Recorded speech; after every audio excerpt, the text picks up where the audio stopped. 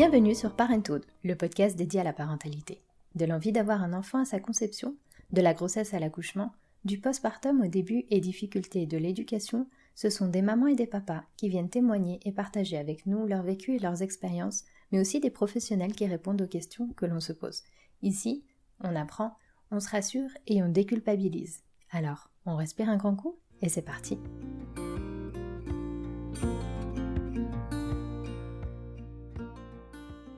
Comme beaucoup de parents, Magda avait une idée quelque peu surfaite de la parentalité et des objectifs difficilement atteignables. Devenue maman, elle réalise combien la réalité est dure par rapport à ce qu'elle avait pu imaginer. Malgré de nombreuses visites et la présence de ses proches, elle se sent vite seule, voire presque inexistante. À cela s'ajoute la responsabilité, la fatigue, le fait de devoir vivre avec ce nouveau corps et la pression de devoir être parfaite et constamment opérationnelle sur tous les fronts. Comme elle le dit, il n'y a pas de mode d'emploi et il faut tout apprendre d'un coup et rapidement. Elle réalise alors qu'elle n'a pas été suffisamment informée sur le postpartum et les difficultés qui peuvent en découler. Heureusement, elle va voir apparaître les témoignages de certaines femmes qui osent dire les choses comme elles sont sur les réseaux sociaux et qui vont la conforter et lui faire comprendre combien ses angoisses, ses questionnements et ses colères sont normaux. Vous verrez donc ici comment Magda est devenue maman une première fois, puis une seconde fois. Et c'est cette différence de vécu qui l'a marquée et lui a fait comprendre que nous ne sommes pas du tout préparés à la vie de parents. Pour cette raison, elle a décidé de s'investir au profit des autres parents pour les préparer au postpartum et aussi à gérer leur relation au monde qui les environne dans cette nouvelle étape de leur vie. Que ce soit à travers son compte Instagram personnel ou son engagement dans la plateforme #vie de parents aux côtés de Cléoriana et Carmen. Merci infiniment Magda pour ton témoignage si précieux et authentique. Bonjour. Bonjour. Magda, est-ce que tu pourrais te présenter en quelques mots, me dire qui tu es? Je m'appelle Magda, j'ai bientôt 31 ans. Je suis en couple avec Vladimir depuis 15 ans. Wow. Nous avons ensemble 2 petits garçons, Arsène qui aura 4 ans cette année, en juillet, et Stanis qui a 10 mois maintenant. Ok. Et en ce moment je suis à la maison, bientôt je reprends le travail à temps partiel. Et je serai assistante de projet. Et avant ça, j'ai fait des études en philosophie et en littérature. D'accord. Et tu as axé sur un domaine particulier de la littérature? Dans la philosophie des émotions, okay. Littérature, c'était plutôt 19e siècle. Je suis un peu sortie de ce domaine-là, mais... Ok, ouais. Voilà. Et du coup, tu m'as dit ce que tu faisais, mais il y a une partie que tu n'as pas encore mentionnée. Ah oui, et je suis avec Cléo et Carmen. Enfin, Cléoriana a fondé #vie de parents et avec Carmen, on s'est joint à son projet et ensemble, voilà, on organise des événements autour de la parentalité à Vienne. On espère bientôt un peu partout en Suisse. On verra comment ça évolue. Mais voilà, oui. Okay. Et moi, je m'occupe... des réseaux sociaux et de la communication. Une énorme partie du travail. Une grosse partie du travail, oui. Donc c'est énorme. Ouais. Et donc du coup, tu me disais tes petits garçons, 4 ans et 2 ans, c'est ça? Non, 4 ans et 10 mois. Et, ah oui, non mais... Tout petit bébé, encore. Et du coup, ouais, t'es encore un peu dans ce qu'on pourrait appeler le postpartum pour certains. Oui. Ça dure plus ou moins longtemps selon les personnes. Parfois c'est plus court, c'est beaucoup plus long. Mais dis-moi, c'est encore un petit bébé tout récent? Oui, alors c'était le 2e, donc je l'ai vécu de façon totalement différente. Je te raconterai après plus en détail, mais... oui, le postpartum, c'était une étape de ma vie à laquelle je ne m'attendais pas du tout. Enfin, je savais que j'allais la vivre, mais je m'attendais pas à ça. Ce que je comprends et ce qui est normal, vu à quel point on est assez peu informé quand même sur le sujet, ou on était en tout cas jusqu'à il y a pas très longtemps assez peu informé sur le sujet. Et heureusement qu'il y a de plus en plus de canaux pour en parler. Et que les langues se délient, si on peut dire. Ouais. Est-ce que avant de parler du coup de tes postpartum et de la naissance de tes enfants, tu veux nous raconter comment vous vous êtes rencontrés avec Vladimir et comment vous avez mis en place du coup ces projets de bébé? Oui, alors comme je t'ai dit, cette année ça fera 15 ans qu'on est ensemble, donc bientôt ça fera plus de temps qu'on est ensemble que séparés. Donc Vladimir a 2 ans de plus que moi. Vous étiez super jeunes. Hein. On était hyper jeunes, on était des bébés. On s'est rencontrés à une fête. On avait des amis en commun et puis voilà, on s'est rencontrés. Moi, je sais pas, on n'en parle pas. C'est bizarre, on n'en parle pas souvent, mais je crois qu'on a tout de suite eu un peu un coup de cœur mutuel tous les deux. Puis on a fait du coup on s'était pas du tout vus avant cette fête-là. Puis ensuite, on a fait plusieurs fêtes un peu coup sur coup ensemble. Et je pense que les amis qu'on avait en commun avaient assez envie qu'on se mette ensemble. Et puis voilà, ça s'est fait naturellement. Et puis moi, j'ai su très vite que c'était la bonne personne. En étant très jeune. Hein. En étant très jeune, mais je sais pas, il y avait quelque chose qui me disait, oui, ce sera lui et puis ce sera personne d'autre. Par contre, faut savoir qu'on est complètement différents. On n'a vraiment rien à voir. En fait, on a des caractères qui sont totalement opposés. Je pense qu'on est tous les deux très sensibles, on est des introvertis tous les deux. Mais lui, par exemple, a toujours été très sportif, il faisait du basket à assez haut niveau. Et moi, pas du tout. Le sport, c'était vraiment pas, à cette époque-là de ma vie, c'était vraiment pas un centre d'intérêt. Moi, j'adore lire depuis toujours. Je crois que lui, je pense qu'il a lu 1 ou 2 romans dans toute sa vie. Moi, je suis très rêveuse. Lui, il est très, très, très terre à terre. Enfin, voilà, on est vraiment des opposés. A priori, il y avait rien il y avait rien qui nous rassemblait. Mais par contre, du coup, on se complète très, très bien. Ouais. Et oui, voilà. Je sais pas comment l'expliquer, mais ça a tout de suite très bien fonctionné entre nous. Et puis, je pense qu'on a su très vite tous les deux que voilà, on allait faire en tout cas un très, très bon bout de chemin ensemble. Puis vous avez grandi ensemble. Et on a grandi ensemble. Et ça aurait pu être quelque chose qui nous aurait séparés parce qu'on aurait pu grandir dans 2 directions totalement opposées. Mais je pense que notre force, c'est qu'on s'est toujours poussé l'un l'autre à devenir des meilleures versions de nous-mêmes. Moi, quand je l'ai rencontré, j'étais un peu pas en rupture scolaire, mais j'étais un peu sur une pente un peu descendante. J'avais un peu des mauvaises fréquentations.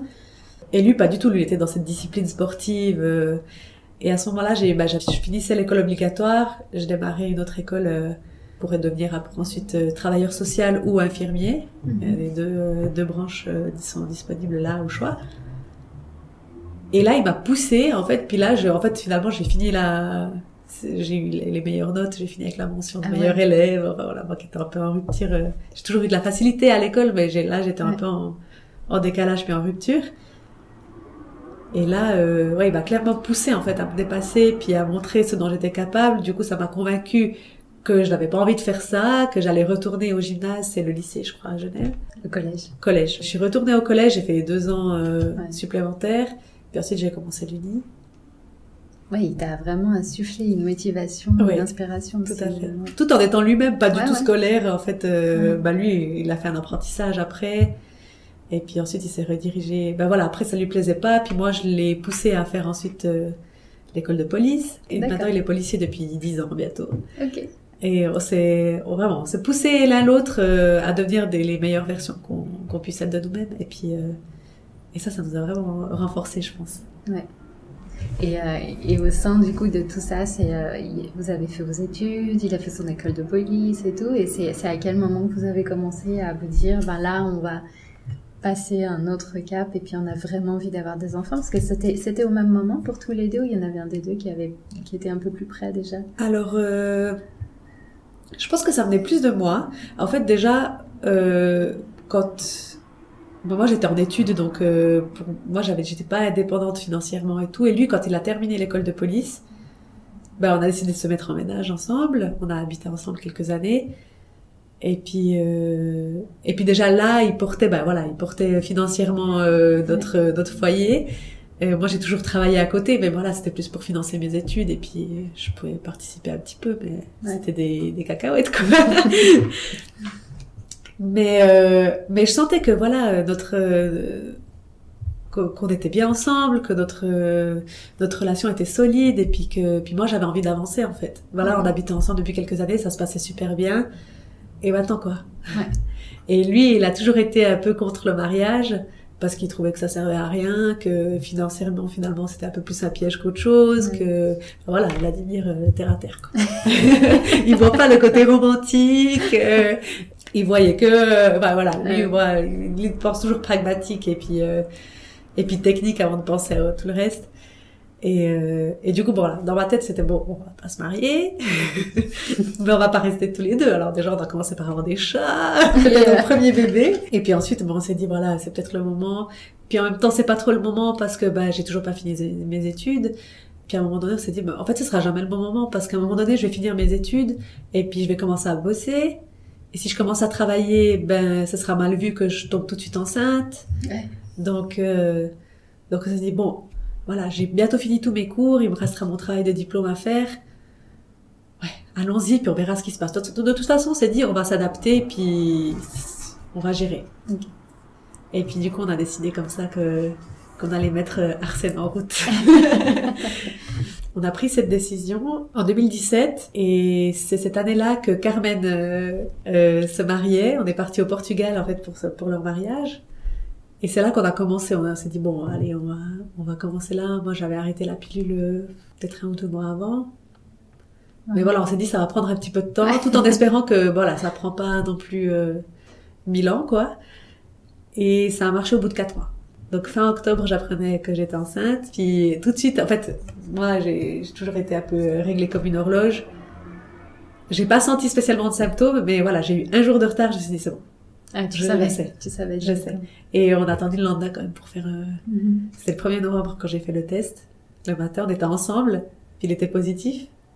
Et on s'est regardé, on était là. Puis maintenant, on fait quoi? Maintenant que c'est là, on fait quoi?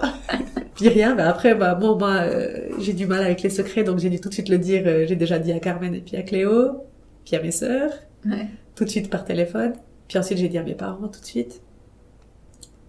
Et puis après, j'ai attendu un peu, quand même les 3 mois... de circonstances pour l'annoncer un peu plus largement, mais il fallait que je le partage à quelques personnes directement. Et puis la grossesse s'est super bien passée. J'ai vraiment pas eu de soucis, j'ai vraiment eu une grossesse, on peut dire, de rêve. À ce moment-là aussi, l'année d'avant, j'avais commencé le CrossFit. Et là, le sport, c'est devenu quelque chose de très important dans ma vie. On était, on s'entraînait tous les deux. Pour Vlad, ça a toujours été un peu au centre de sa vie. Mais pour moi, c'est venu avec le temps. Et c'est fou parce que c'est quand même un sport hyper intense. Ouais.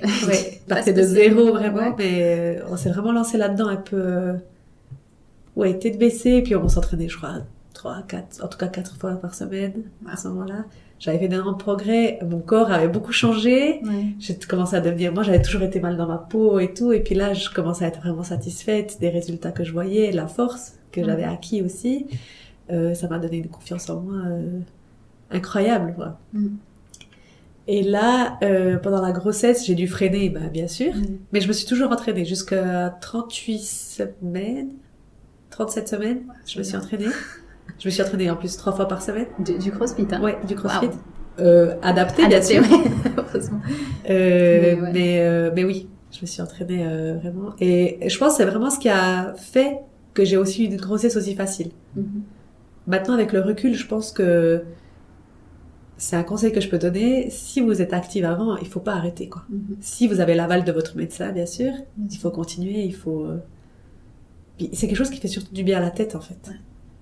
De se dire que, je me laisse pas aller complètement, je fais quelque chose qui me plaît, ça nous permet... C'est un moment où on pense à rien. On se fait juste plaisir, et puis... c'est super. Il faut continuer le sport. Si on peut le faire, il faut le faire. Par contre, bien sûr, je pense pas qu'il faut se lancer là-dedans. Non, au moment de la grossesse. Au moment de la grossesse, ça fait beaucoup de changements. Voilà, exactement. Mais faut y aller, quoi. Et puis, t'avais prévu quelque chose pour l'accouchement? Vous aviez parlé d'un plan particulier, d'une envie que vous aviez? Moi, je me suis toujours dit, justement, la grossesse, la maternité, l'accouchement, tout ça, c'est quelque chose qui va venir tout seul, en fait. Et surtout, je me disais, ça sert à rien de préparer l'accouchement, parce que tant que tu le vis pas, tu sais pas à quoi t'attendre. Je pense que j'avais raison sur certains points. C'est ce que j'allais dire, c'est pas totalement faux. C'est pas faux, mais il y a beaucoup de choses à faire, à mettre en place pour se préparer, peut-être. Juste se préparer psychologiquement à l'arrivée, en fait, physique du bébé.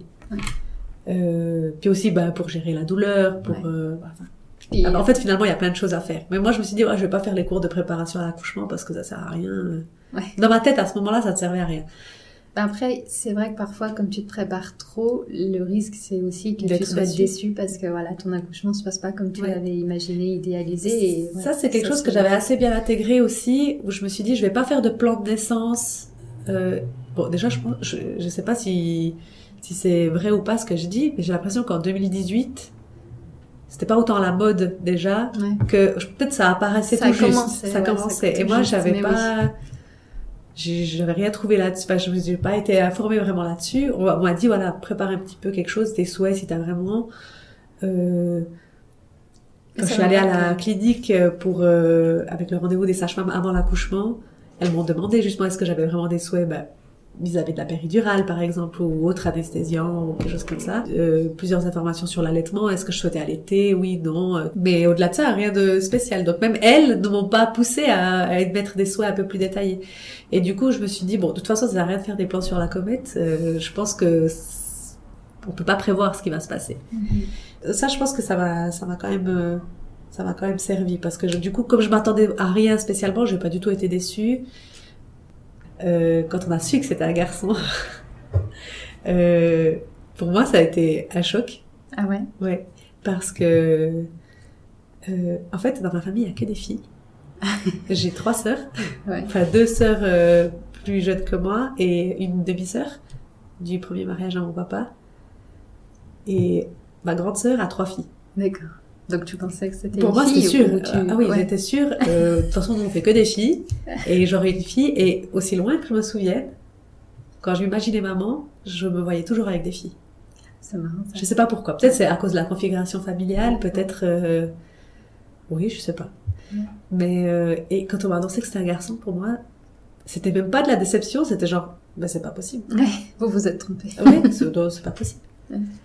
Et il m'a fallu juste 5 minutes pour parce que en fait, c'était que 4 mois qui étaient passés, mais je m'étais déjà tout projeté. Enfin, pour moi, la projection, elle était faite, quoi. Et c'est pour ça que je me dis, avec le recul, quand j'entends les gens dire, nous garde la surprise. Moi, je me suis dit, heureusement que je n'ai pas choisi cette option-là, parce que là, je serais tombée de haut, je pense. Ouais, parce que 9 mois de projection, c'est vrai. Déjà, ta vie, t'as grandi pendant des années en te disant que t'aurais des filles, mais après, toute ta grossesse, les 9 mois de projection qui sont encore plus forts à ce moment-là, puisque le bébé s'est concrétisé, ça aurait été quelque chose. Mais ce qui est fort, c'est que du coup, t'as eu un deuxième garçon. Et là, un deuxième garçon. Et là, t'étais un peu plus préparée, du coup. Là, en fait, après, quand j'ai déjà passé plus de 2 ans à élever un garçon, ça s'est complètement retourné. Puis là, je me suis dit, bon, en fait, je trouverais bizarre de devoir élever une fille maintenant. Alors que les premières années, finalement, il n'y a rien qui change. Surtout nous, aujourd'hui, moi, j'essaie de genrer le moins possible l'éducation de mes garçons. Je trouve que, en fait, il n'y a pas de changement. Dans les premières années, en tout cas, il n'y a pas de changement. Et du coup, si on revient sur l'accouchement, et puis même pendant la grossesse, comment Vladimir se sentait? Alors lui, bien, je pense qu'il est allé, il a suivi le rythme en fait, et puis, mais il m'a avoué qu'il s'est pas senti parent, il s'est pas senti papa avant d'avoir Arsène dans les mains. Et c'est quelque chose qui ne me choque pas du tout en fait, parce que moi, même moi qui sentais l'enfant, le petit grandir en moi et tout, qui sentait les coups, enfin tout, je me suis pas sentie maman en fait. Et d'ailleurs, c'est une angoisse que j'avais pendant la grossesse. Je me suis dit, c'est pas normal. En fait, j'avais peur et je pensais que j'aurais besoin d'un certain temps, après la naissance même, de faire connaissance avec mon bébé, pour vraiment sentir cet amour maternel, l'instinct maternel et tout ça. Et c'est quelque chose qui me faisait peur. Quand je me suis dit que si je ne le ressens pas au début, que je pourrais pas gérer, en fait, que je pourrais pas remplir ce rôle. En même temps, qu'est-ce que c'est se sentir maman pendant la grossesse? Enfin oui, c'est ton enfant, c'est évident, il est dans ton ventre. Tu vas le protéger, je pense que tu avais cet instinct de vouloir le protéger et tout, mais au-delà de ça, de te sentir, c'est vrai que c'est hyper difficile, même juste de définir ce que c'est de se sentir maman déjà pendant la grossesse. Bon, c'est quelque chose que j'ai senti par contre tout de suite, quand j'ai fait le test pour Stanis. Quand Quand j'ai su que j'étais enceinte, je l'ai tout de suite senti, en fait. Donc, t'as vu une différence quand même entre les deux. Ouais, mais d'accord. parce que j'étais déjà maman, parce que je savais ce que c'était. Oui. Parce que quand on me posait la question pendant ma première grossesse, tu te sens maman? Bah non, parce qu'en fait, je sais pas ce que c'est être maman. Je m'occupe pas de... C'est en m'occupant de mon bébé au jour après jour que j'ai appris ce que c'était de devenir maman. Alors que la deuxième fois, je savais ce qui m'attendait, je savais exactement... et c'était tout à fait différent, quoi. Et alors après cette histoire de plan de naissance, de plan entre guillemets de naissance, quand t'as rencontré les sages-femmes et que du coup t'as dit plus ou moins, on va dire, tes souhaits d'anesthésie ou pas. Après ça, comment ça s'est passé? T'es rentrée chez toi et t'en étais à combien à ce moment-là? Alors je suis rentrée chez moi et je pense que c'était peut-être une semaine avant, c'était la 38e semaine, je pense. C'est le rendez-vous de contrôle à la maternité ou voilà, la clinique avant de... Ouais, exactement. Et à 39 plus 2, je crois. C'était un lundi, je me souviens. À midi, je commence à avoir des contractions un peu. Et j'avais eu, quelques semaines avant, j'avais eu un peu une fausse alerte. Et puis je me suis dit, bon, bah c'est rien, c'est... Voilà, fausse alerte. Parce que c'était des douleurs, mais clairement supportables. On va attendre, on va voir si ça évolue, voilà. Puis la journée se passe, je vais faire mes courses, ça commence à devenir un peu plus intense, mais... c'était régulier, mais pas forcément plus intense. Mais c'était des contractions. Mais c'était des contractions. T'étais en train de faire tes courses. Ouais. Je suis allée changer de Natel, j'ai fait mes courses. De temps en temps, je m'arrêtais un peu parce que ça fait un peu mal quand même. T'étais consciente un peu que ça commençait à ce moment-là? Alors, je pensais que c'était ça, mais je me suis dit, bon, on m'a dit que quand ce seraient les vraies contractions, je le saurais tout de suite. Oui. Puis comme j'avais le doute, quand même, parce que c'était supportable, donc pour moi... Mais c'était quand même un vrai travail. C'est vrai que les vraies contractions que tu dis, c'est les contractions genre qui précèdent en fait. C'était clairement du pré-travail et puis Et là, t'étais déjà en fait en début de En début de travail, c'est sûr là maintenant avec le recul. Mais du coup à 19h, donc entre midi et 19h, j'ai fait ma vie. Au moins il y avait des courses à la maison. Voilà, tout était prêt. Je me suis quand même dit bon, appelons la clinique quand même, on va aller voir. Au pire, ils nous renvoient à la maison et puis voilà. Donc on y va, et puis là elle me dit oui alors c'est ça a commencé, mais vous êtes que à 1, Ah oui. Ça va être long. Elle m'a dit ça va être long, alors rentrez à la maison, puis revenez soit cette nuit, soit demain matin, quand ça commencera à s'intensifier vraiment. Quand vous aurez vraiment mal, vous revenez. Ok. Et là ton état d'esprit à ce moment-là, tu te dis quoi? Là, je commence à être un peu excitée, un peu d'adrénaline et tout. Ouais. Elle m'a dit que ça serait long, mais tu vois, dans ma tête, j'étais là, c'est là, ça va venir. Voilà. Bon, on rentre à la maison, et puis vers 3h du matin, je réveille Vlad et j'ai dit, écoute, là, j'ai vraiment trop mal. Puis j'ai pratiquement pas dormi. Elle m'avait donné une espèce d'ovule, genre un peu comme un spasme, je pense que c'était... pour un peu atténuer les douleurs, mais voilà, c'est pas... Mais là, j'avais vraiment trop mal. Et il me semble dans mes souvenirs que je n'ai pas du tout dormi. Mais peut-être je me trompe. Je le réveille, je dis bon on y va parce que là j'ai vraiment trop mal. On retourne. Et là elle me dit ah vous êtes à 3. J'ai dit bon c'est pas beaucoup mais ça a bougé. Ouais. Ça a bougé. Mais ça va être long encore. Ouais. Puis là les heures passent. Donc là, tu restes sur place? Je reste sur place. Là elles m'ont gardée. Et puis elles m'ont dit bon voilà, prenez, vous nous appelez s'il y a quoi que ce soit, puis bon, elle revenait de temps en temps, elle faisait des contrôles, et là, roulement de sage-femme, en fait, elles finissaient leur service, d'autres qui commençaient, la nouvelle arrive, c'était 7h, 9h du matin, je sais plus, 7h du matin, et elle me fait un contrôle, elle fait bon, je vais contrôler, ah, vous êtes à 3. Ah, ça avait et j'ai dit, à 3 de la fin? Le mode de calcul. Elle fait, non, à 3. Ah. Et là, en fait, j'ai tout de suite su, bon, ça va pas bouger, en fait. Ouais. Et en fait, dès qu'elle m'a dit ça, j'ai dit, oh bon, ça va alors, césarienne. Ah, je l'ai dit à haute voix même. Puis elle m'a dit, oh non, mais soyez pas pessimiste. Mais, en fait, moi, quand je l'ai dit, je l'ai pas du tout pensé négativement. Ouais, je me suis juste dit, bon, en fait, ça va pas bouger. Après ça, j'ai demandé la péridurale, gentiment. Et là, traumatisme. Non mais la pose de la péridurale, c'était une aventure. Ouais. Et surtout qu'en fait, ça s'est pas passé comme prévu parce que au final, il m'a piqué une première fois, l'anesthésie locale n'a pas fonctionné, donc il me mettait le cathéter à vif, il n'a pas remarqué qu'il le faisait, donc moi j'étais en train de hurler alors que bah voilà, je suis quelqu'un de très introverti, donc c'est pas quelque chose que je vais faire spontanément. Je vais tout faire pour essayer de cacher la douleur. Enfin, voilà. Mais là, je ne tenais plus. Et la sage-femme plus Vlad, ils étaient là, mais c'est pas normal en fait. Après je lui dis, et puis il était là, mais bougez pas. Oui, mais c'est dur de gérer. Ouais, c'était dur, c'était vraiment contractions à gérer. Exactement, la douleur, exactement. Et puis bon, il me repique une deuxième fois, il réessaye de nouveau, ça marche pas. Une troisième fois, puis là ça marche. Ouais, quand même.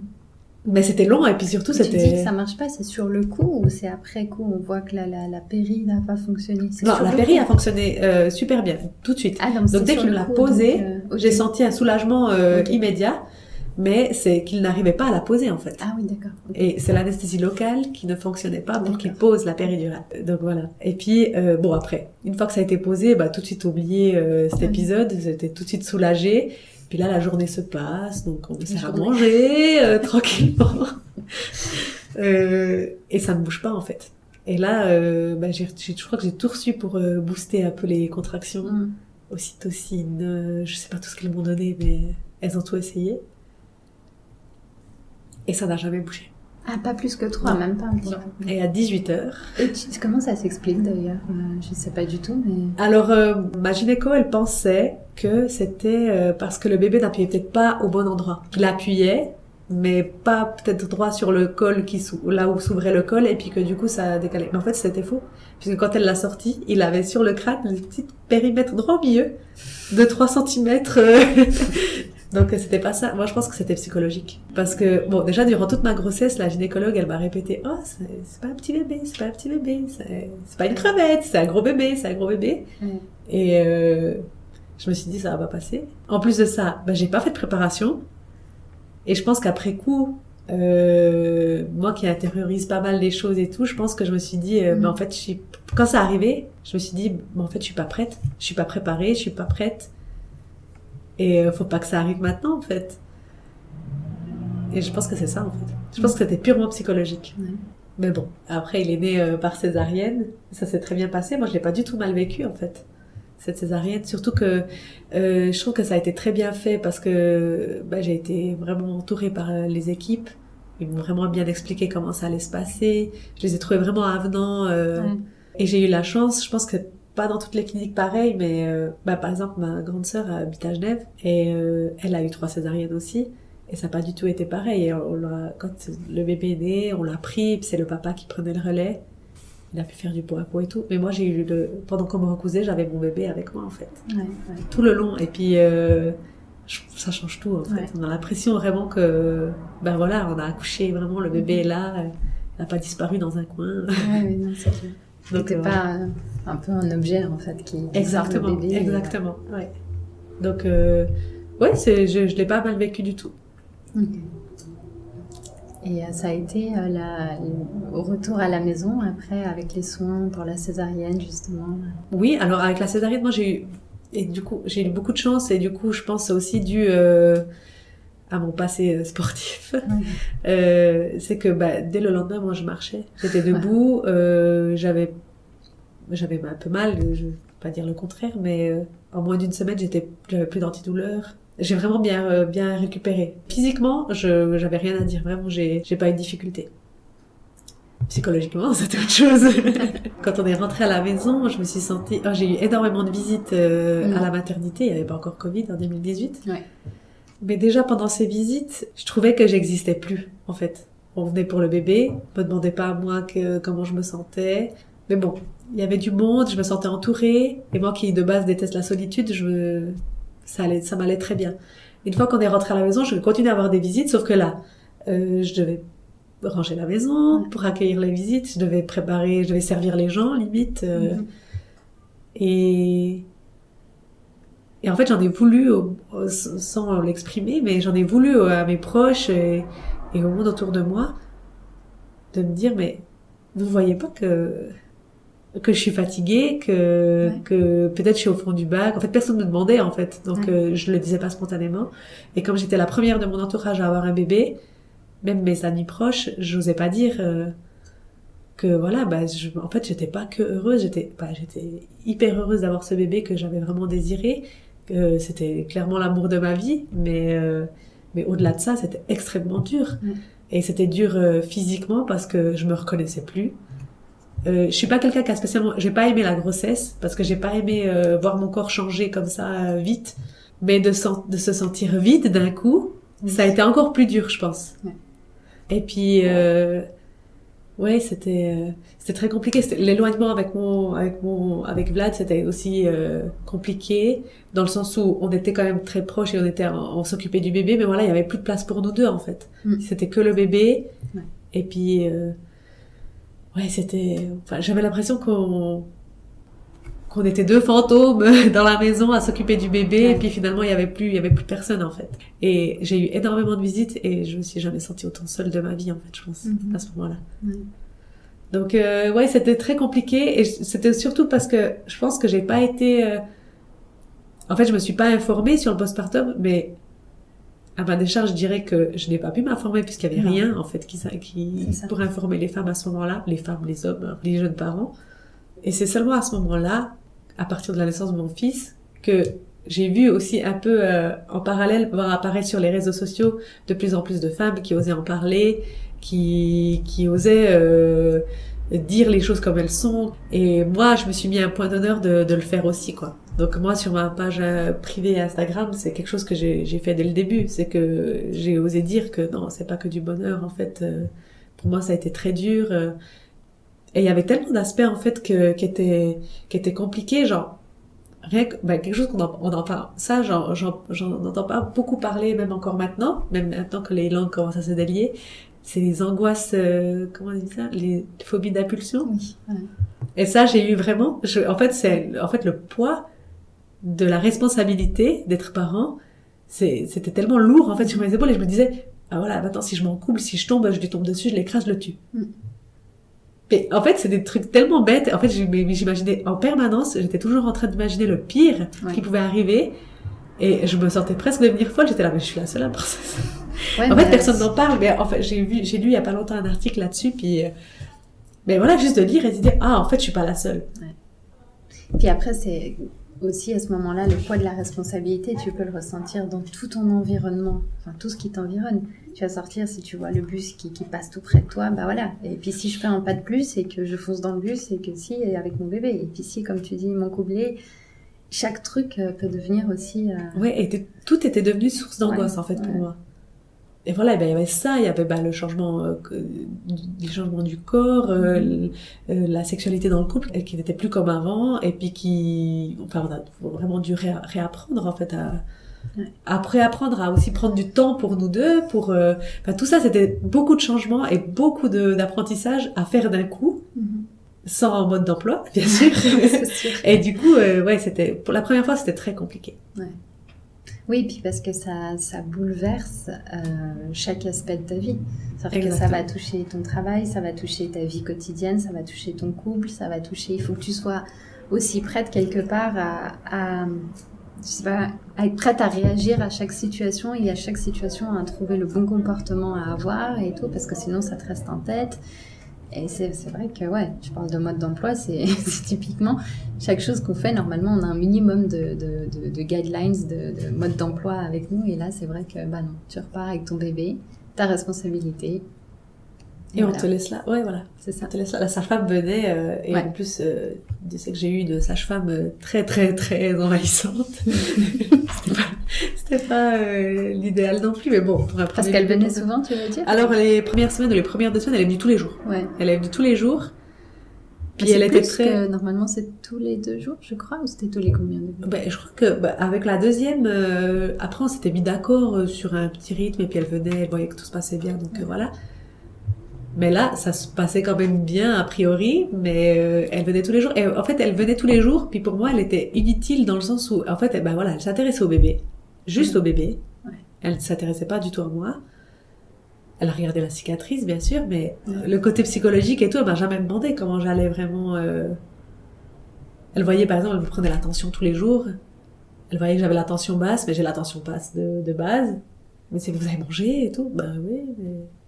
Mais voilà, enfin, elle s'est pas intéressée à moi au-delà de son devoir médical, en fait, disons.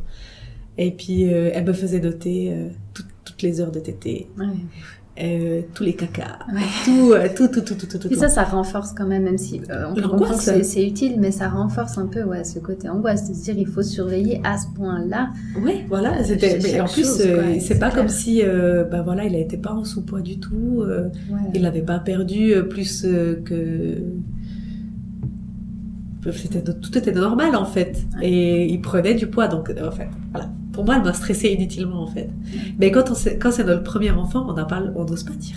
Non. On n'ose pas dire non mais en fait c'est inutile ce que vous faites, ou bien vous me stressez ou voilà. En fait, dès qu'on est formé après, puis qu'on a un deuxième enfant, un troisième enfant, on prend aussi l'assurance qui va avec.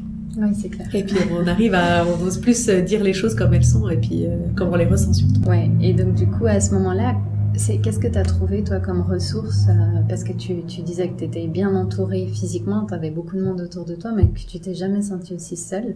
Ce qui peut se comprendre quand on a en plus, c'était le premier enfant de ton entourage familial, amical et tout. C'est clair que ça va pas aider à avoir un lien plus fort avec des amis personne pouvait te guider en fait, te donner quelques conseils ou même juste te comprendre et t'écouter si tu avais besoin juste de parler ou de pleurer. Du coup, t'as trouvé où en fait des ressources à ce moment-là? Alors, en fait, on s'est sortis tout seul. On s'est sortis tout seul la tête de l'eau avec Vlad. On s'est soutenus, on a beaucoup parlé aussi. Et tous les deux, on s'est sentis un peu submergés par la pression de la société, en fait, d'être parfait, en fait. On voulait être des parents parfaits, on voulait continuer le sport à côté, bon voilà. Lui voulait continuer le sport, à tout prix, et il continue à travailler à 100%. Ouais. Donc, avec la fatigue, avec, les émotions, tout, à un moment donné, on a craqué les deux. Mais, au-delà de ça, moi, je sentais aussi de sa part, un peu une pression, c'est-à-dire que lui il travaillait à 100%, mais moi j'étais à la maison, et je sentais des fois quand il rentrait à la maison puis qu'il me trouvait sur le canapé, bien sûr. Là j'allaitais, mais voilà, il se trouvait pas. J'étais sur le canapé, j'avais mis une série enfant, et c'était le bazar dans la maison, mais il ne voyait pas que j'avais fait tourner des machines, que voilà, et il disait rien, mais des fois je sentais dans son regard, elle est encore dans le canapé. Elle a rien fait. Alors que moi je suis allée bosser. Et tout ça a fait un peu ça a créé un peu des conflits entre nous, qui après avec beaucoup de discussions et tout, on a réussi à tout mettre à plat, puis et puis à désamorcer en fait cette pression qu'on avait. Et avant l'arrivée du deuxième, on s'était vraiment dit, ça, il faut pas qu'on recommence, faut pas qu'on se relance là-dedans en fait. Si lui même il s'est dit si j'arrive à aller m'entraîner une fois dans la semaine, ou bien si je peux m'entraîner, c'est pas grave. Et voilà. En fait, on a complètement enlevé cette pression psychologique qu'on se mettait de base, et déjà ça a tout changé. Oui, c'est sûr. Et comment vous avez réussi à reparler d'avoir un deuxième enfant? Parce que parfois on peut se dire peut-être que c'est bien, comme on dit, d'enchaîner et puis de tout faire d'un coup. Oui. Ou parfois on a besoin de retrouver son rythme, mais après il y a la peur de casser ce nouveau rythme aussi qu'on réussit à acquérir parfois difficilement. Et est-ce que vous aviez déjà, avant le premier, envisagé d'en avoir deux Alors, moi c'était sûr et certain que je ne voulais pas qu'un enfant. Ouais. J'étais sûre que j'en voulais au moins 2, peut-être 3, mais au moins 2. Ouais. Et ça a toujours été d'avoir des jumeaux, parce que mes sœurs sont jumelles. Avec mes petites sœurs, on a 15 mois de différence, et mes sœurs sont jumelles. Et avec Vladimir, on est d'origine serbe tous les deux.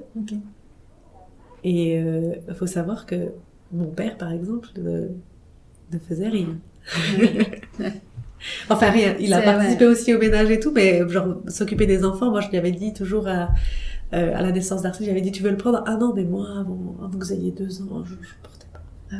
Je vous portais pas. Et tu penses que c'est générationnel ou culturel aussi? C'est générationnel. Déjà mes parents ont 13 ans d'écart, mon père était plus âgé. Et c'était culturel aussi, parce que en Serbie c'est souvent la mère au foyer qui s'occupe des enfants et le père qui travaille, et ça reste assez traditionnel, patriarcal, enfin voilà, c'est... Qu'il n'a pas forcément d'intérêt. Ouais, avec ça un change enfant qui parle maintenant, pas encore. ça change beaucoup, mais c'est toujours un peu... Ouais. Dans leur tête, c'est toujours l'idéal, un peu, ou bien c'est la tradition, quoi.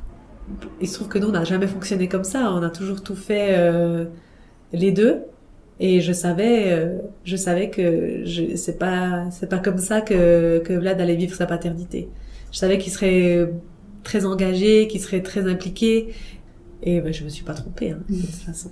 Donc je savais que c'était pas quelque chose que je risquais en faisant des enfants avec lui. Mais lui, par contre, était fils unique, et lui se voyait tout à fait avec un enfant, ça le dérangeait pas.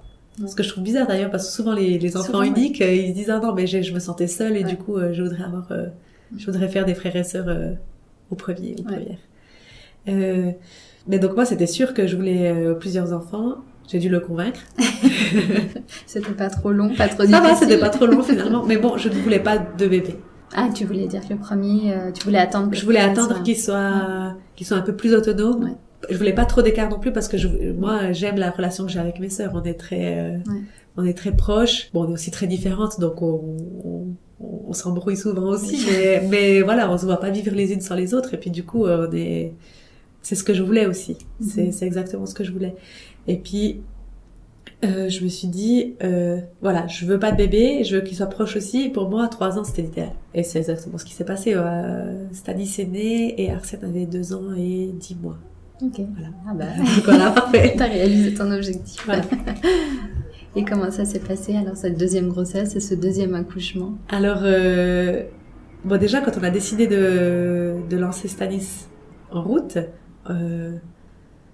ça a mis du temps. Et finalement, ça a mis le temps parfait pour qu'il y ait l'écart qu'on voulait. Parce que vous aviez commencé longtemps avant, tu veux dire? On a commencé au début de la pandémie. Ouais. C'était mars 2020. Ouais. Donc il avait 2 ans à peu près. Il avait à peu près 2 ans, un peu avant 2 ans. En disant que ça allait prendre quelques mois. Pour Arsène, ça avait pris 4 mois. On s'est dit, bon là, ça va peut-être prendre 4 mois. Et puis du coup, il aura peut-être 2 ans et demi, 3 ans.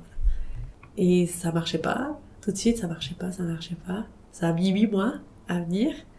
Alors, c'est pas extrêmement long en soi, quand on regarde maintenant avec le recul. Et sur le moment, c'est interminable. Interminable. Surtout et puis moi, je suis devenue assez vite obsessionnelle, en fait. Pour moi, c'était ma seule obsession, c'était ça. Et ça, c'est très dangereux parce que ça tue tout, en fait, dans le couple. Ouais. C'est-à-dire que, je veux dire, l'intimité, tout, ça devenait tout robotique, ça devenait tout calculé, oui, c'était... Et on est arrivé à un point où Vlad, il avait dit, bon, maintenant, stop. En fait, on fait une pause et puis moi, je peux plus. Parce que, clairement, c'était... Ouais, lui, il se sentait comme un objet, clairement. Moi, je pensais qu'à ça et puis c'était mon seul objectif. Et puis, c'est droit à ce moment-là que ça a fonctionné.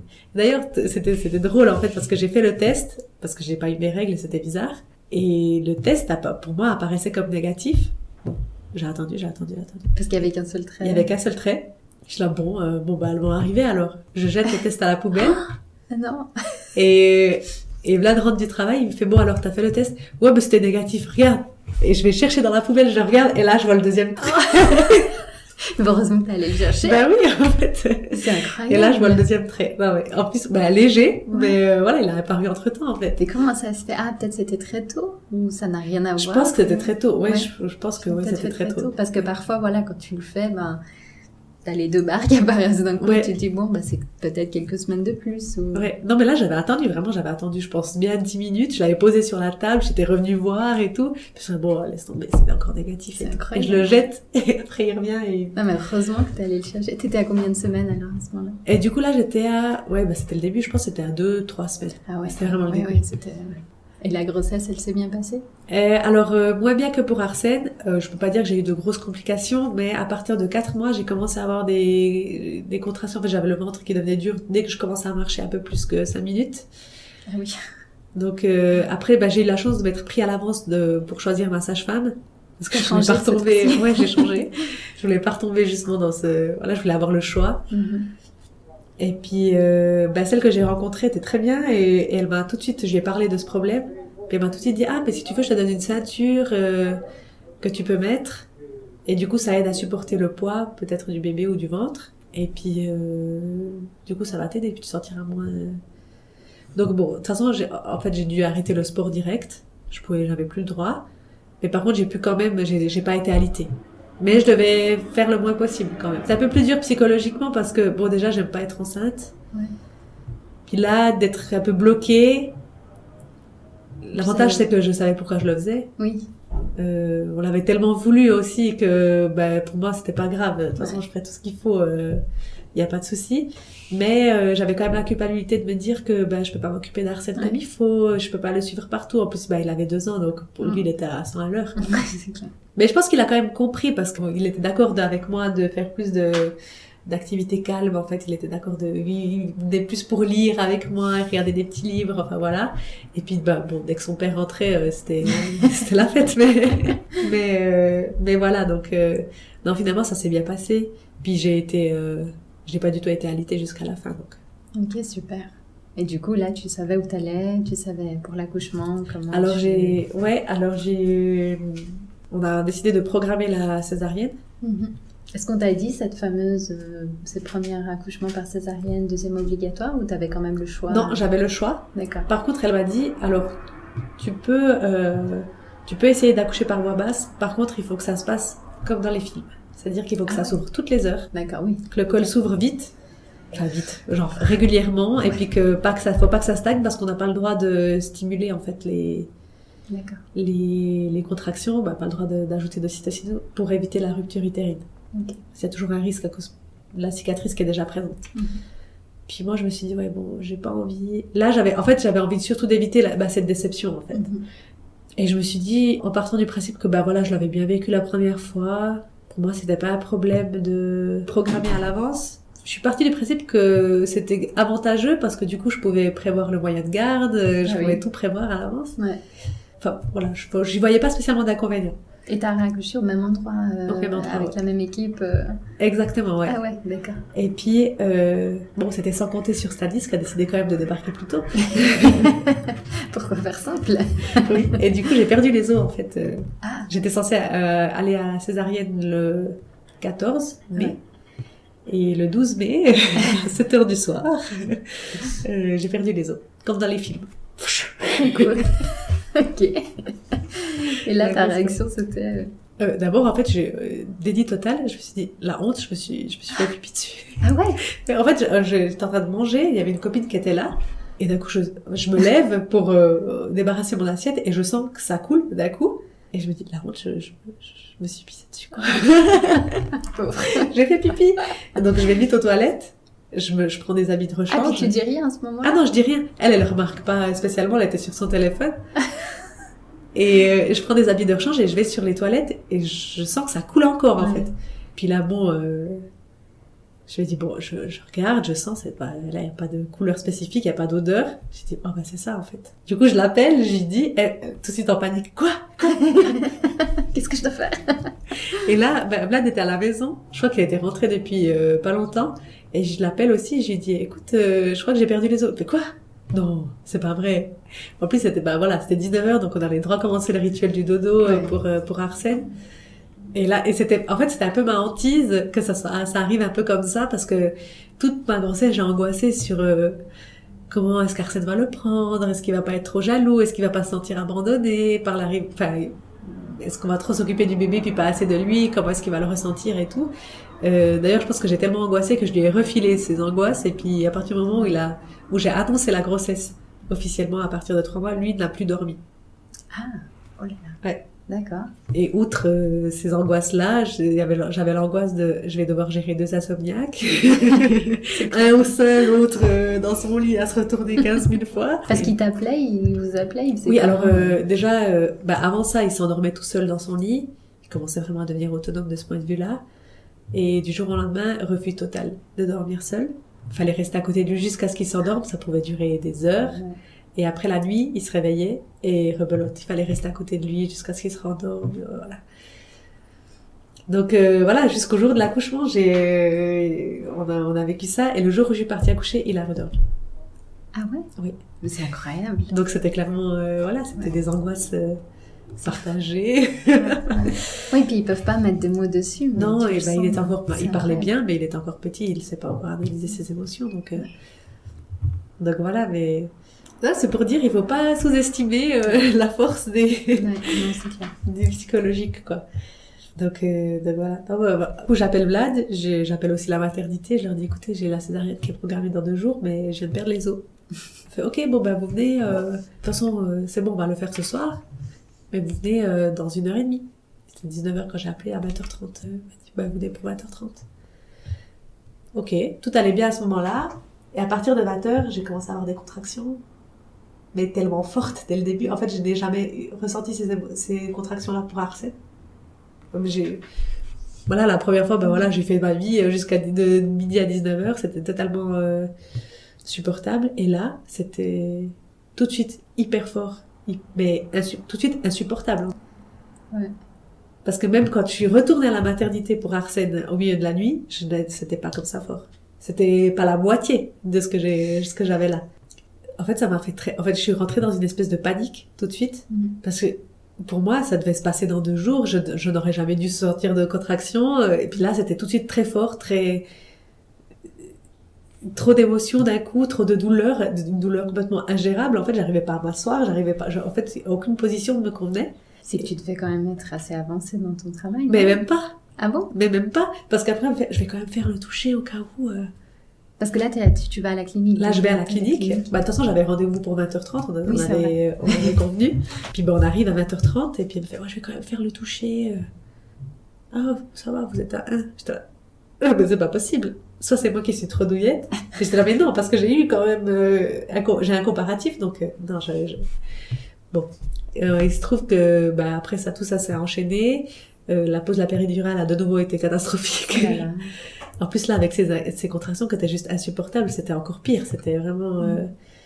Mais après, tout s'est bien passé. Puis, à 21h52, il est né. Et voilà. Et la même chose que pour le premier, ils te l'ont posé aussi. T'as pu l'avoir. Oui. Et Vlad qui était à côté de toi. Oui, okay. Tout à fait. D'accord. Et après, vous êtes revenus en chambre et comment tu te sentais cette fois-ci? J'étais beaucoup plus sereine. Ouais. J'étais un peu sur un nuage, en fait. J'étais vraiment... Puis lui, on avait voulu aussi Arsène, on l'avait aussi attendu, mais pour lui, c'était encore différent, quoi. C'était vraiment... comme je t'ai dit, c'était tant qu'il était pas... tant que j'étais pas enceinte, c'était une obsession et tout. Puis là, de le savoir qu'il était là, voilà, on s'est senti vraiment... Là, pour le coup, j'étais... Voilà, c'est bon, on est au complet maintenant. Et c'était super. Et quand est-ce que Arsène a pu rencontrer Stanis alors? Alors, le lendemain, il est venu et on avait très peur qu'il soit jaloux et puis qu'il ne l'accepte pas tout de suite parce que, voilà, c'était le seul enfant. Ma grande sœur avait eu des filles, mais elles étaient déjà grandes. Mm-hmm. Et puis... Oui, il connaissait pas de bébé forcément, c'est ça? Oui, et puis pour ma mère, par exemple, pour mes parents, c'était le premier petit enfant. Oui. Enfin, pas pour mon père, mais pour ma mère. Et puis là, c'était vraiment la star de la famille, quoi. Tout tournait autour d'Arsène, et puis c'était, voilà. Ouais. Et là, je me suis dit, il va être un peu relayé, un peu, pas au second plan, mais voilà. On devra quand même s'occuper un peu moins de lui, et puis le laisser un peu plus devenir indépendant. Et puis j'avais peur de ça. J'avais peur de sa réaction. Et non, en fait, il l'a super bien pris. Il était tellement content de le voir. On lui avait acheté, nous, un cadeau que lui donnerait, en fait, à son petit frère. Et il était trop content. Il l'a tout de suite pris contre lui. C'était trop beau. C'était trop beau. C'est chou. Puis c'est rassurant, au final, c'est nous qui imaginons beaucoup qu'il y a cette histoire de place, de ci, de ça. Je crois que c'est toujours nous, le centre des... Les angoisses partent de nous. Mm-hmm. J'ai l'impression, en tout cas. Et c'est toujours nous qui faisons une montagne des changements et tout, alors que les enfants s'adaptent tellement facilement, en fait, à tout. Ouais. Tellement mieux que nous, en fait. C'est parce que nous, on se projette, en fait, à leur place. Et on se dit que pour nous, ça serait difficile si on était à leur place. Mais en fait, ils s'adaptent beaucoup mieux que nous. Et après, le retour à la maison, du coup, à 4, c'était... Mais alors, j'étais forte de ma première expérience et surtout de tous les podcasts que j'avais écoutés pendant ma grossesse. Et oui, j'étais beaucoup moins, je savais que ça allait, en fait, je partais du principe que ça allait bien se passer, que ça allait être compliqué certains jours, qu'il y a des jours où, voilà, on serait hyper fatigué, qu'en plus, il y avait Arsène à côté, donc voilà, mais j'étais confiante, en fait. Je savais que ça allait bien se passer. Puis en fait, rien que d'être dans cette optique-là, et rien que de savoir que c'est normal, en fait, ben voilà, on va galérer un peu les premiers mois, mais que, voilà, ça va s'arranger, on va s'adapter, puis ben, Stanis va grandir très vite, et puis voilà.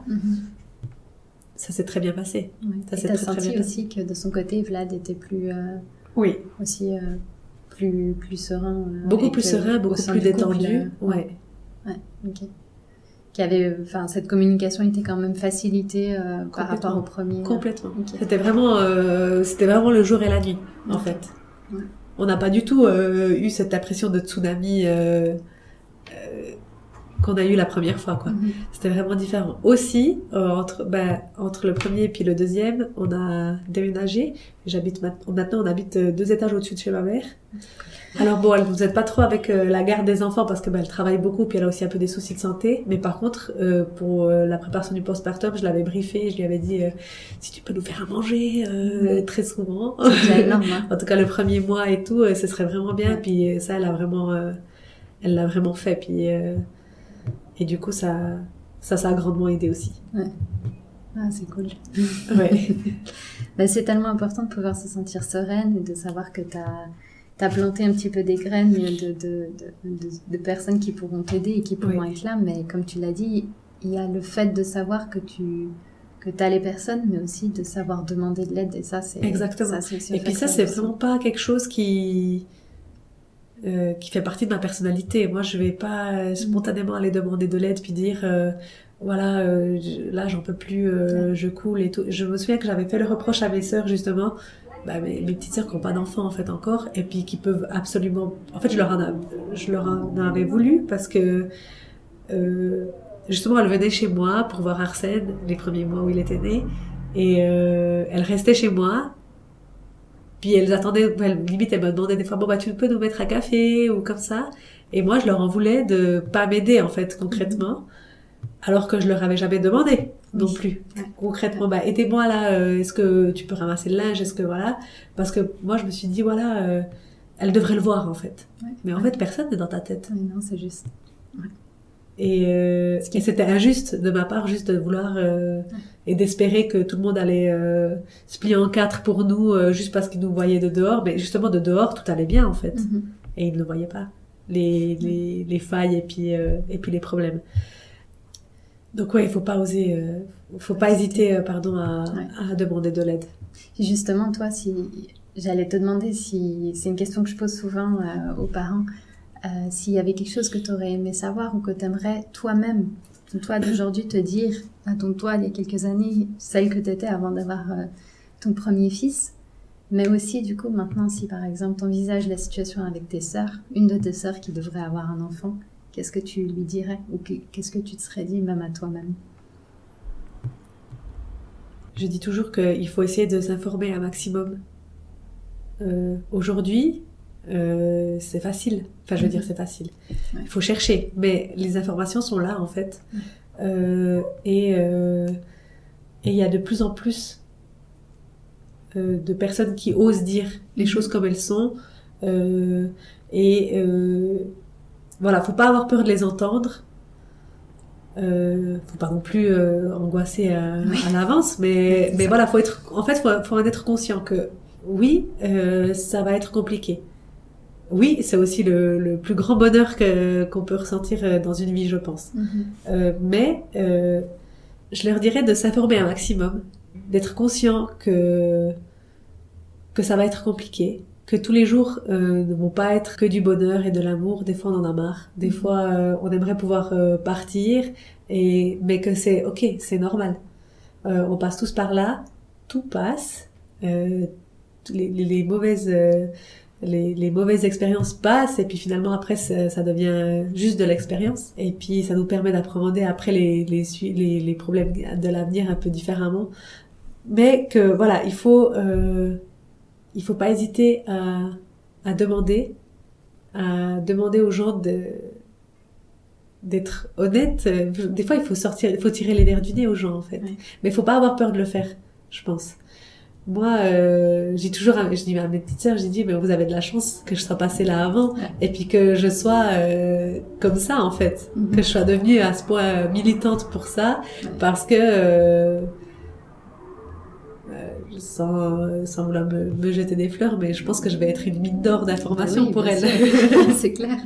Aussi à travers notre plateforme aussi, et puis voilà, c'est pour ça qu'on a voulu mettre ça en place aussi. C'est que, en fait, je n'aimerais pas entendre quelqu'un de mon entourage, mais même élargi, ça me ferait beaucoup de peine de voir que des gens traversent ce que j'ai traversé, alors qu'aujourd'hui, il y a des choses mises à disposition pour justement informer, pour mettre en garde, mais pour aussi soutenir. Et voilà. Et moi, je voudrais juste que les gens n'aient pas peur de parler puis de dire les choses comme elles sont. Parce que, en fait, on traverse tous la même chose. Je vois pas pourquoi ce serait un problème de dire que non, c'est pas que du bonheur, en fait, la parentalité. Mais tu sais, je pense que je suis totalement d'accord avec toi, c'est hyper important. Mais je me dis que parfois, il faut qu'on trouve aussi les bons mots quand on le dit à des gens qui n'ont pas encore d'enfants. Parce que moi, j'ai ma sœur aussi.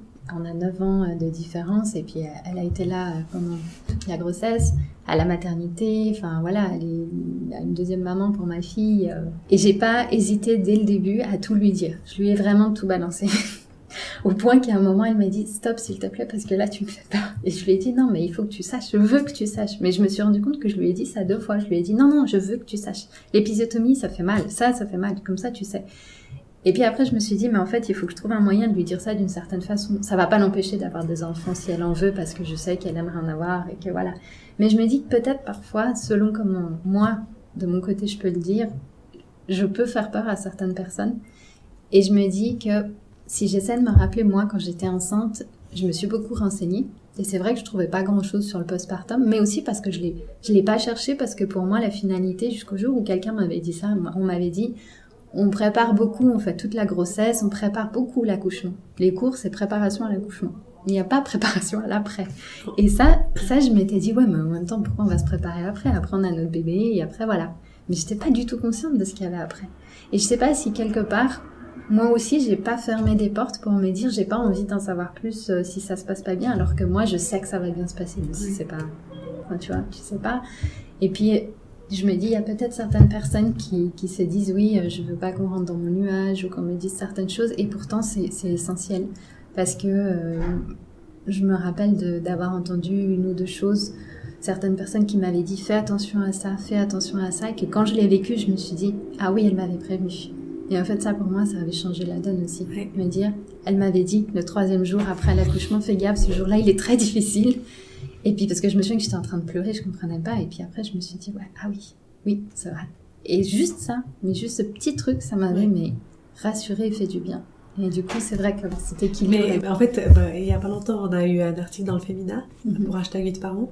Et mes sœurs ont lu l'article, bien sûr. Et puis, j'ai une de mes petites sœurs qui ne sait pas très bien si elle voudra avoir des enfants un jour ou pas. Puis elle m'a dit, votre article, là, en fait, moi, je me rends compte que vous faites cette plateforme. En fait, c'est tellement dur d'être parent que vous en êtes arrivé à devoir créer une association ou une plateforme pour parler de vos problèmes, en fait. Tellement que ça amène de problèmes. Est-ce que ça vaut la peine de devenir parent, en fait? C'est ça que je me pose comme question. Et ce que vous en dépeignez dans l'article, j'ai l'impression que c'est tellement dur que, voilà, est-ce que ça vaut la peine, quoi? Et puis ma grande sœur, qui a 3 grandes filles, elle m'a dit... Ouais, moi, j'avoue que je comprends Anna sur ce point parce que, en fait, moi, je me suis jamais posé toutes ces questions. Mais après, moi, je leur ai dit, mais en fait, tant mieux, Tania, si t'as pas eu ces soucis, si t'as vécu ta maternité sereinement, c'est super. Moi, ça n'a pas été le cas. Je me suis posé plein de questions et sur le moment, je n'ai pas eu de réponse à mes questions et je me suis sentie très seule parce que j'avais l'impression d'être la seule à ressentir ça. Et au nombre de retours qu'on a par rapport à notre plateforme, on voit que c'est le cas d'une majorité de parents. Après, pour ma petite sœur, j'ai dit, mais bien sûr que c'est un immense bonheur, en fait. Mais, en fait, c'est le but de notre discours, c'est de dire que, c'est pas que du bonheur. Et c'est ok de le dire. C'est juste ça. Après, quand tu lis l'article, t'as l'impression qu'il y a que du côté négatif. Mais non, c'est pas ça. C'est que juste, on veut ajouter au discours qu'il y a aujourd'hui, au discours édulcoré, que non, ce n'est pas que du bonheur. Il y a aussi des côtés qui sont moins beaux dans la parentalité, mais peut-être que ces côtés-là moins beaux, c'est ce qui renforce aussi les bons moments en fait de la parentalité. Donc en fait, ouais, ils se font écho, mais voilà, il faut pas oublier l'autre côté de la parentalité et il faut oser en parler. Et juste le fait d'en parler, c'est montrer aux autres parents que ce qu'ils ressentent, c'est tout à fait normal en fait. C'est tout. C'est exactement ça. Donc voilà, parce que moi j'aimerais transmettre via cette plateforme, mais aussi dans ma parentalité tous les jours. Quand je discute avec d'autres parents comme ça en privé, voilà, moi j'hésite pas à dire voilà, souvent des fois je peux passer un peu pour une mère indigne et tout parce que je parle assez facilement des soucis, je dis ah mais j'en ai marre aujourd'hui, enfin voilà. En fait, j'hésite pas à le dire parce que mais c'est normal en fait. Je suis là pour l'instant, je suis mère au foyer. Je suis toute la journée avec les enfants. Forcément, il y a des moments où j'en ai marre. Forcément, un des meilleurs moments de ma journée, c'est quand ils vont se coucher. Mais un des autres meilleurs moments de ma journée, c'est quand ils se réveillent. Voilà. Donc, il y a toujours cette ambivalence dans la maternité, dans la parentalité. Et je suis très contente de les vivre comme ça. Et puis aujourd'hui, je suis très contente de pouvoir en parler sans tabou. Et voilà, j'ai plus aucun souci à le faire. Et peut-être c'est une des plus grandes fiertés que j'ai aujourd'hui, en fait.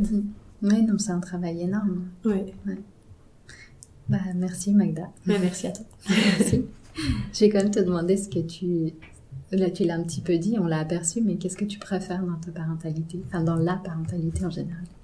Bon, c'est tout tous les beaux moments que mes fils m'amènent au quotidien. C'est honnêtement, depuis que je suis parent, je crois que depuis que je suis maman, je ris beaucoup. C'est très drôle en fait au quotidien de les voir évoluer. Voilà, il y a tout plein d'anecdotes. Vraiment, je crois qu'il n'y a pas un jour où on ne part pas en fou rire en fait à cause d'une perle qui nous sort ou bien voilà. Aujourd'hui, maintenant, c'est de voir aussi leur complicité qui évolue tous les jours. Mais ce que j'aime et puis que j'aime pas dans la maternité en même temps, c'est ça me pousse toujours dans des retranchements en fait. Je pensais pas que j'allais évoluer autant sur un plan émotionnel, psychologique. Et des fois, vraiment, on est poussé à bout en fait. On est vraiment poussé à bout, mais on voit qu'en fait nos limites elles se repoussent à chaque fois. En fait, plus ils grandissent, plus on grandit en fait avec eux. Et je pense que c'est aussi un aspect que j'aime beaucoup. Sur le moment, je n'aime peut-être pas parce que du coup, ça me pousse un peu ça me sort de ma zone de confort. Mais au final, j'en sors toujours grandi. Donc voilà. Merci. Merci à toi. Merci beaucoup pour ton témoignage.